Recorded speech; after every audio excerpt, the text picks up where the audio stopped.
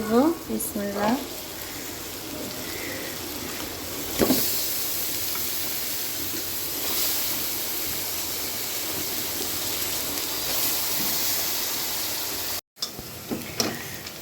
আজকে বন্ধুরা পোলাও রান্না করব, সাদা পোলাও। বিসমিল্লাহ।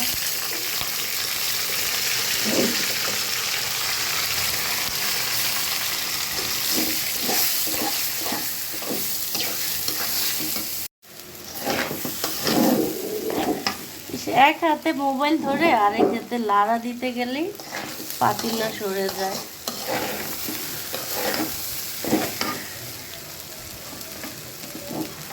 দিয়ে দিলাম পরিমাণ মতো পানি।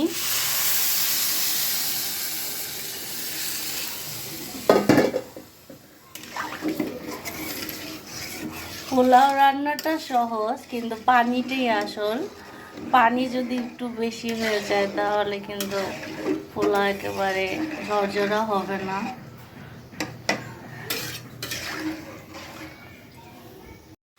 দিয়ে দিলাম 1 চামচ পরিমাণ গুঁড়া দুধ। বন্ধুরা এখন নাড়া দিয়ে চুলার আঁচ বাড়িয়ে দিব, বলক আসার পালা।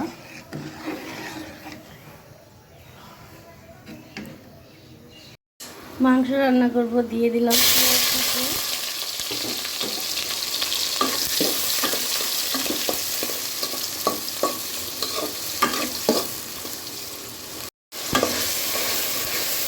সব ধরনের মশলা দিয়ে এখন মশলাটা ভালো করে কষিয়ে নেব। বন্ধুরা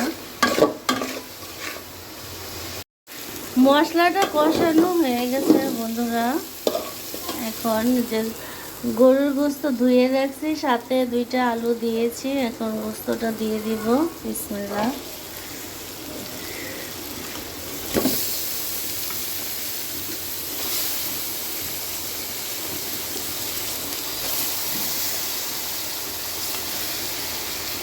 আলুও সাথে দিয়ে দেব,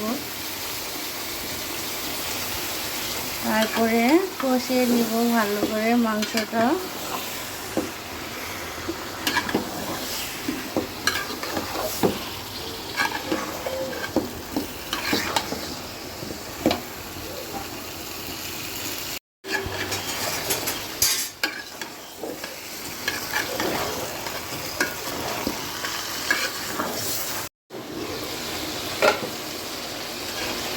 গরুর মাংস বন্ধুরা ভালো করে কষিয়ে নিচ্ছি।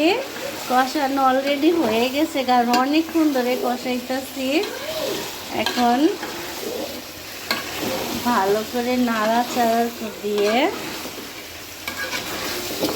পানি দিয়ে দিব। আর শুক্রবার দিন তো বিসমিল্লাহ পানি দিয়ে দিলাম।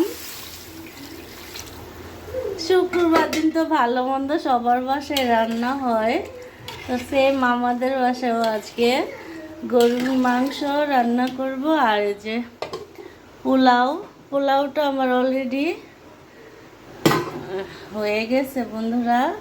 এখন উল্টিয়ে দিব, আর এদিকটা গরুর মাংসটা সিদ্ধ হোক। কষাইয়ে পানি তো দিয়ে দিলাম, দেখতে পারছো বন্ধুরা আমার পোলাও রান্নাটা কত সুন্দরভাবে ঝরঝরা হয়েছে। কারণ পোলাও রান্নার এটাই মেন, ঝরঝরা না হলে কিন্তু পোলাও খেতে মজা না, পানিটাই আসল।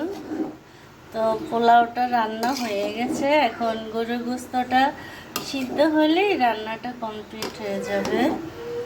বন্ধুরা ভিডিও ভালো লাগলে আমার চ্যানেলটাকে সাবস্ক্রাইব করে দিবা প্রিয় বন্ধুরা। আর আমি তোমাদের পাশে সবসময় আছি, কারণ আমি কিন্তু একজন অ্যাক্টিভ, সবসময় আমি অ্যাক্টিভ থাকি।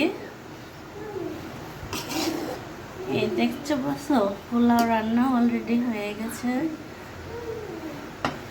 এখন ঢেকে দিব। আর এই যে গরুর মাংসটা পানি দিয়েছি, সিদ্ধ হোক।